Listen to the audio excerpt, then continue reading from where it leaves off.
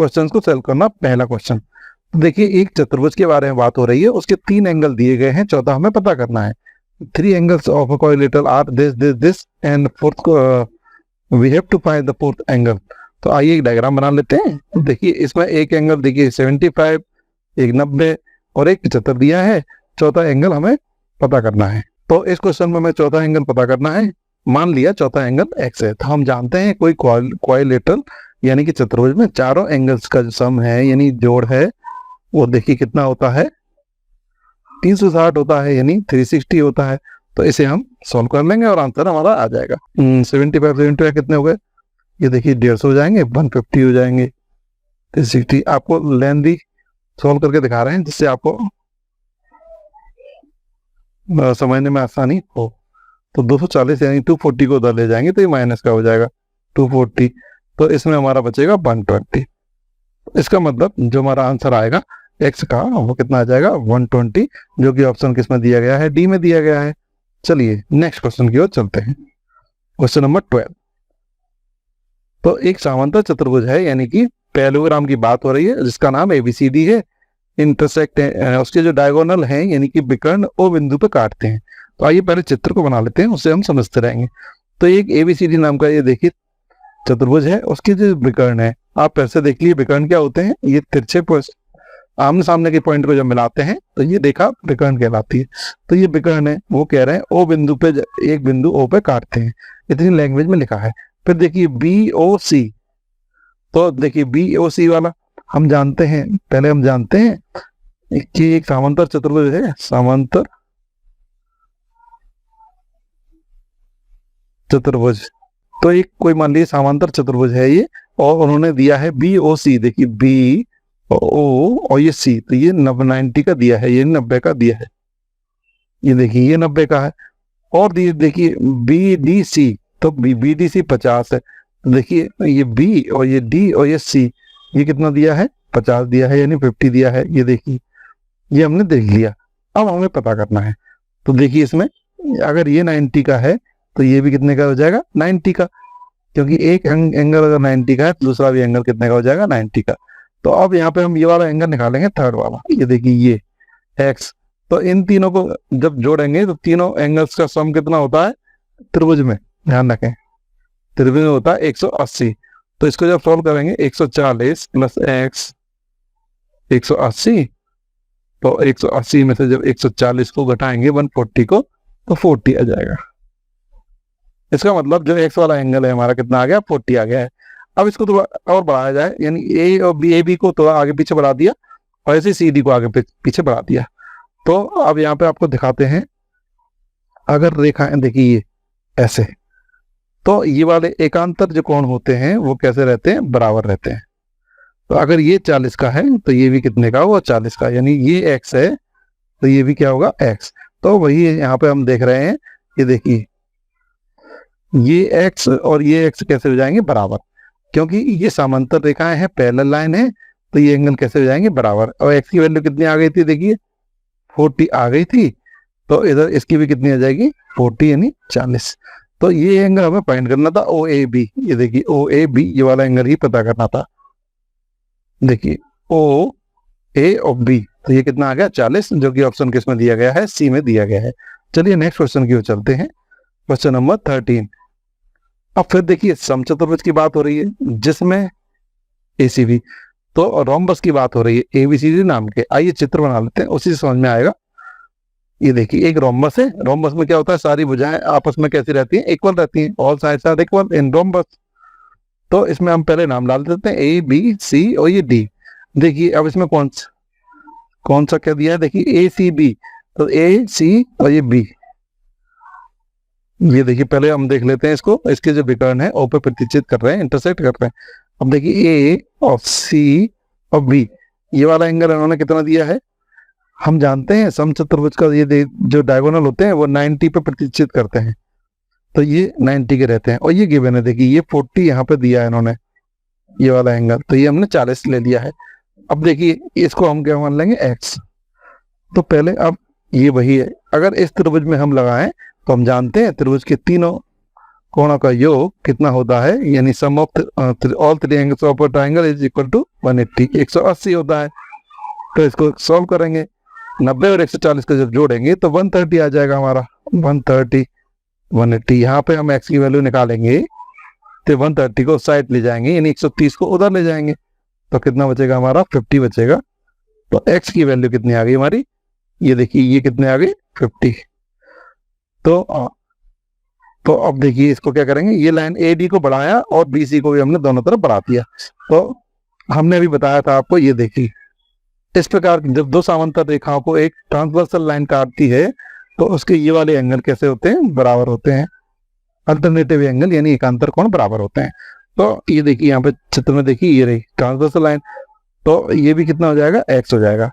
अब ये देखिए ये वाला x और ये वाला x बराबर हो जाएगा, तो इसकी वैल्यू कितनी आ जाएगी 50, और यही इसमें फाइंड करना था। देखो ये वाला A D और B, ये एंगल हमें पता करना था, जो कि आ गया है 50 आ गया है, 50 आ गया है, जो ऑप्शन सी में दिया गया है। चलिए नेक्स्ट क्वेश्चन की ओर फिर से चलते हैं। क्वेश्चन नंबर 14 यानी 14। अब देखिए एक समांतर चतुर्भुज यानी पैरेललोग्राम की बात हो रही है, इसकी सारी प्रॉपर्टी हम उनके सारी प्रॉपर्टी के बेस पे ये ऑप्शन दिए गए हैं। तो सत्य नहीं है यानी फॉल्स वाला स्टेटमेंट हमें ढूंढना है चार ऑप्शन में से। तो आइए इसके डायग्राम बना लेते हैं।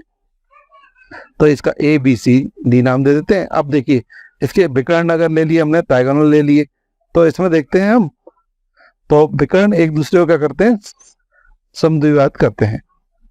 तो पहला देखते हैं, देखिए और चारों ऑप्शन हम एक एक करके देखेंगे। तो सम्मुख भुजाएं बराबर रहती हैं, देखिए अपोजिट साइड रहती हैं, इक्वल रहती हैं। तो पहला ये सही बोल रहा है, तो हमें चूंकि सत्य नहीं वाला ढूंढना है इसलिए ये ऑप्शन कैंसिल।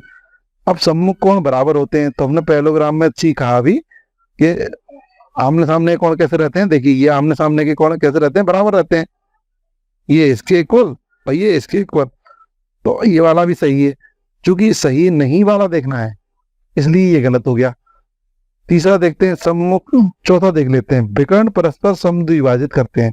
तो विकर्ण यानी कि ये रहे देखिए AC और BD, तो ये समद्विभाजित करते हैं, ये टुकड़ा और ये टुकड़ा, यानी ये यहाँ तोड़ रहे हैं इसको, तो ये और ये इक्वल रहते हैं, ठीक है, और ये वाला टुकड़ा इक्वल रहता है, तो समद्विभाजित भी करते हैं।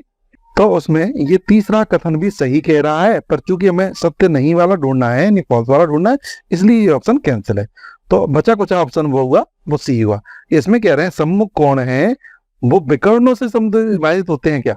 समद्विभाजित का मतलब होता है ये और ये एंगल कैसे होना चाहिए, बराबर। पर यहाँ देखते हैं ये छोटा है, ये देखिए छोटा है और ये बड़ा है, तो ये बीच में समद्विभाजित नहीं हो रहा है, इसलिए इसमें जो ऑप्शन होगा वो ऑप्शन सी होगा, सत्य नहीं वाला, यानी ये स्टेटमेंट फॉल्स है, यानी असत्य वाला ही ढूंढना था, इसलिए ऑप्शन इसमें सी इज द राइट आंसर। चलिए नेक्स्ट क्वेश्चन की ओर चलते हैं। Question number 15। तो कुछ भी क्वेश्चन हो सबसे पहले अपना डायग्राम बनाएंगे। इस क्वेश्चन में अगर देखें, यदि चतुर्भुज ABCD में A और B का समद्विभाजक, देखो A का एंगल A का समद्विभाजक ये रहा, ठीक है, फिर B का एंगल ये B रहा, इसका समद्विभाजक ये रहा, ठीक है। फिर ऐसे ही वो कह रहा है B और यानी P पे काटता है, तो P पे काट दिया, ये आ गया पॉइंट। फिर कह रहा है B और C का, तो फिर B का और C का समद्विभाजक ये रहा, ठीक है। ऐसे ही सबके समद्विभाजक देखे हमने, तो यहाँ काट रहे हैं, तो इनके काटने पे कौन सी आकृति बनती है, फिगर बनता है। तो ये देखिए यहाँ हम देखते हैं, फिर से देख लीजिए, इन प्रतिच्छेद बिंदुओं को काटने पर जो आकृति बनती है वो बनती है आयत यानी कि रेक्टेंगल। तो इसमें जो ऑप्शन लगाएंगे वो हमारा ऑप्शन A यानी आयत यानी रेक्टेंगल। चलिए नेक्स्ट क्वेश्चन की ओर चलते हैं। Question number 16। तो एक वर्ग यानी स्क्वायर के बारे में बात हो रही है और नॉट ट्रू वाला देखना है, सत्य नहीं वाला स्टेटमेंट देखना है। तो हम देखते हैं, डायग्राम बना लेते हैं वर्ग का। ये है वर्ग यानी कि स्क्वायर। तो हम धीरे धीरे प्रॉपर्टी देखते हैं। इसके जो डायगोनल होते हैं यानी विकर्ण, ये देखिए कितने डायगोनल होते हैं, दो, एक ये रहा और एक रहा, ये दोनों आपस में बराबर रहते हैं। तो वर्ग के विकर्ण बराबर होते हैं, ये सही है, पर चूंकि कौन सा देखना है, असत्य वाला ढूंढना है, इसलिए ये ऑप्शन गलत, क्योंकि सही नहीं वाला ढूंढना है और ये सही है। तो अब देखिए और दूसरा प्रॉपर्टी चेक करते हैं। ये देखिए दूसरा देखते हैं, वर्ग के विकर्ण होते हैं, डायगोनल होते हैं, वो समकोण पर यानी राइट एंगल पर समद्विभाजित करते हैं, तो ये भी सही है। इसके जो विकर्ण होते हैं डायगोनल समकोण पर ही काटते हैं, राइट एंगल पर काटते हैं, तो ये भी सही स्टेटमेंट तो सही है, पर चूंकि सही नहीं वाला ढूंढना है इसलिए ये ऑप्शन हम नहीं ले सकते। अब तीसरा चेक करते हैं, वर्ग की सम्मुख भुजाएं बराबर होती हैं, तो आइए ऑप्शन सी को देखते हैं। वर्ग की सम्मुख भुजाएं यानी अपोजिट साइड्स कैसी रहती हैं, इक्वल यानी बराबर रहती हैं, तो आइए देखते हैं। हम जानते हैं वर्ग यानी स्क्वायर की जो अपोजिट साइड रहती हैं बराबर, सम्मुख भुजाएं रहती हैं बराबर होती हैं, तो ये वाला भी सही स्टेटमेंट है, हमें गलत वाला ढूंढना है इसलिए इस ऑप्शन को नहीं ले सकते। तो बचा कुचा कौन सा, ये देखिए चौथा बचा, वर्ग के अंतः कोणों का योग 180 कह रहे हैं। वर्ग क्या होता है, एक चतुर्भुज होता है, चतुर्भुज यानी क्वाड्रिलेटरल, तो हम जानते हैं इनका जो एंगल्स का सम होता है वो कितना होता है 360, और ये कह रहे हैं 180, तो इसका मतलब ये गलत कह रहे हैं और गलत वाला ही ढूंढना था, इसलिए ये ऑप्शन इसमें क्या हो जाएगा D, option D is the right answer. चलिए यहाँ पे अगले क्वेश्चन की ओर चलते हैं, क्वेश्चन नंबर 17। तो फिर लैंग्वेज को ना पढ़ते हुए पहले ABCD एक समचतुर्भुज है यानी एक रोम्बस है, तो रोम्बस को हम बना लेते हैं फिर बात करते हैं क्या है। ये एक रोम्बस हो गया, समचतुर्भुज हो गया। अब यहाँ पे कह रहे हैं PQRS AB के, BC के, CD के और DA के मध्य बिंदु है यानी मिड पॉइंट है। तो अब देखिए पहले इसका नामकरण करते हैं ABC और ये D। अब देखिए यहाँ पे P किसका मध्य बिंदु है यानी मिड पॉइंट है AB का, तो हम देखिए AB का मध्य बिंदु बना लेते हैं किसको, P को। फिर देखते हैं Q किसका मध्य बिंदु है, BC का, तो BC का मध्य बिंदु से बना लेते हैं Q को, ये देखिए Q हो गया। अब R किसका मध्य बिंदु है, CD का, तो इसमें हम देखिए CD का मध्य बिंदु बना लिया R को। फिर S किसका है, DA का, तो यहाँ पे देखिए DA का मध्य बिंदु हमने बना लिया है S। तो कह रहे हैं चतुर्भुज PQRS यानी PQRS, इनको ऐड कर देंगे, लाइन को जोड़ देंगे, तो आइए जोड़ देते हैं। फिर वो पूछ रहे हैं इनसे जो आकृति बनेगी वो क्या बनेगी, क्या बनेगी, ये ऑप्शन में पूछ रहे हैं। तो ये देखिए ये लंबाई है यानी लेंथ, ठीक है, और ये चौड़ाई है, दोनों अलग अलग है, लंबाई चौड़ाई अलग अलग है यानी विड्थ है। तो लंबाई चौड़ाई किस में अलग रहती है, आयत में, हम जानते हैं, तो इसका सही आंसर हो जाएगा आयत, इट मींस रेक्टेंगल। चलिए आगे नेक्स्ट क्वेश्चन की ओर चलते हैं, क्वेश्चन नंबर 18। फिर वही करेंगे हम, ABCD एक आयत है यानी रेक्टेंगल है, ABCD इज ए रेक्टेंगल। तो आइए पहले रेक्टेंगल बना लेते हैं, ये बना लिया हमने रेक्टेंगल, इसका नामकरण कर देते हैं, ये देखिए ABC और ये D। अब फिर वही कह रहे हैं कि P किसका मिड पॉइंट है, ये देखिए मध्य बिंदु है AB का, तो इसमें वही करेंगे, AB का मध्य बिंदु किसको मान लिया, P को। फिर देखते हैं Q किसका मध्य बिंदु है, BC का, तो यहाँ पे देखते हैं BC का मध्य बिंदु कौन हो गया, Q हो गया। फिर देखते हैं R किसका मध्य बिंदु है, यहाँ हम देखते हैं R किसका मध्य बिंदु है, CD का, तो देखिए हम CD का मध्य बिंदु मान लेते हैं R। फिर देखते हैं लास्ट में S किसका मध्य बिंदु है, DA का, तो S किसका मध्य बिंदु है, DA का, यानी S बना दिया। फिर ये कह रहे हैं चतुर्भुज PQRS यानी PQRS, इनको ऐड कर दो, जोड़ दो यानी लाइन बना दो, तो कौन सी आकृति बनेगी, तो ये देखिए हम जोड़ देते हैं। तो अब यहाँ पे देखते हैं ये चारों भुजाएं कैसी आ रही हैं, इक्वल आ रही हैं, तो ये एक समचतुर्भुज बनाएगी यानी कि रोम्बस को बनाएगी, इसलिए इसका option A is the right answer. चलिए नेक्स्ट क्वेश्चन की ओर चलते हैं, ये देखिए क्वेश्चन नंबर 19। समांतर चतुर्भुज की बात हो रही है ABCD, तो सबसे पहले हम इसको, ये पैरेललोग्राम की बात हो रही है, इस क्वेश्चन में पैरेललोग्राम की बात हो रही है। देखिए पैरेललोग्राम बना लेते हैं जिसका नाम हमें ABCD रखना है, तो रख दिया है। उसमें एक विकर्ण AC है, तो देखिए एक विकर्ण AC है, ये बना दिया है। तो अब इसमें से कौन सा ऑप्शन सही रहेगा, तो हम जानते हैं स्टेटमेंट अगर पढ़ेंगे, ये देखिए किसी भी समांतर चतुर्भुज में जो एक विकर्ण होता है उसे दो सर्वांग समवृत्तों त्रिभुजों में विभाजित कर देता है। A diagonal of a parallelogram divides it into two congruent triangle, तो congruent triangle में विभाजित कर देता है। अब यहाँ पर नामकरण ही इसमें आपको अच्छे से डालना है, तो देखिए कैसे डालेंगे, तो ये सर्वांग सम त्रिभुज दो बनेंगे, तो इसका नामकरण देखिए पहला आप इसमें सब में देखें, अगर ये देखिए सब में अगर देखें तो ABC है ट्रायंगल, देखिए पहले किसका डाला है, देखिए A, फिर बी और ये सी। तो ऐसे ही दूसरे का भी डलेगा। तो यहाँ पर डलेगा ए बी सी, इसका डलेगा, ये देखिए यहाँ जो डलेगा वो डलेगा सी डी ए, यानी ट्रायंगल सी डी और ए। क्योंकि देखिए इधर से इधर को गए और फिर ऊपर की तरफ गए हैं, तो ऐसे ही इसकी तरफ इधर को आएंगे और फिर ऊपर की तरफ जाएंगे इसका नाम डालने के लिए, जिससे संगतता बनी रहे, करस्पॉन्डेंस बना रहे। तो इसमें जो ऑप्शन होगा वो option D is the right answer. यानी दोनों ये एक नंबर के त्रिभुज को, दो नंबर के त्रिभुज को यानी ट्रायंगल को एक दूसरे को ढकेंगे।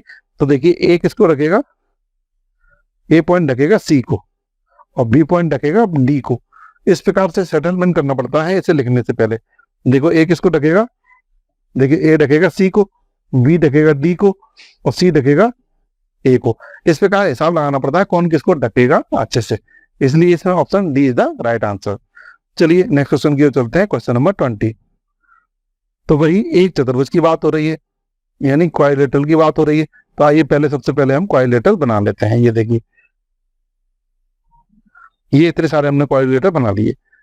तो सम्मुख भुजाओं के प्रत्येक युग्म बराबर, युग्म का मतलब पेयर, अपोजिट साइड की जो पेयर है, pair of opposite side equal है, तो देन किस प्रकार का क्वाड्रिलेटरल होगा। तो देखिए अब इसमें अगर देखें हम चारों में, इसमें भी देखिए अपोजिट साइड बराबर होती हैं, इसमें भी, इसमें चारों ही बराबर रहती हैं वर्ग में, यानी स्क्वायर स्क्वायर। ठीक है, ये आयत है, इट मीन रेक्टेंगल है ना, ये पैरेललोग्राम है,